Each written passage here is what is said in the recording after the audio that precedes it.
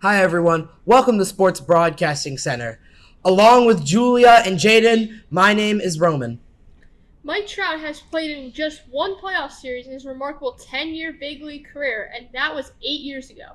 But this might be the year Trout and reigning American League MVP Shohei Ohtani make a run in October for the Los Angeles Angels.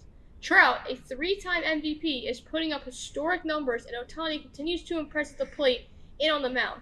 Earlier this season, Ohtani hit his 100th career home run, becoming just the second player in MLB history with at least 100 homers as a batter and 250 strikeouts as a pitcher. The other player was Babe Ruth. The Memphis Grizzlies might be a small market team, but they plan to do whatever it takes to keep Ja Morant in the fold. The NBA All-Star and Most Improved Player in 2022 is eligible for a 5-year maximum contract extension. Grizzlies general manager Zach Kleiman says he intends to keep the team's core in place as well as making sure Morant stays in Memphis for a long period of time. Morant ranked 9th among players in league merchandise this season and led the team to its highest playoff seeding ever at number 2 in the Western Conference before being eliminated by the Golden State Warriors. Sale of the Denver Broncos could reach $5 billion, but there is no shortage of interested billionaires to buy the NFL franchise. Team president Joe Ellis says the new owner's number one priority will be building a new $2 billion dome stadium, allowing the Broncos to host a Super Bowl for the first time. Chelsea, the Premier League soccer team, sold for $3.1 billion in May, the most ever paid for a team in any sport. NBC Sunday Night Football, the number one show on television for 11 years in a row, has named the first female lead host of a football night in America. Maria Taylor debuted on the studio show last year as co-host with Mike Tirico, but will take over this season with Tirico moving into the booth to handle play-by-play. Taylor joined NBC Sports last year after failing to work out a contract with ESPN.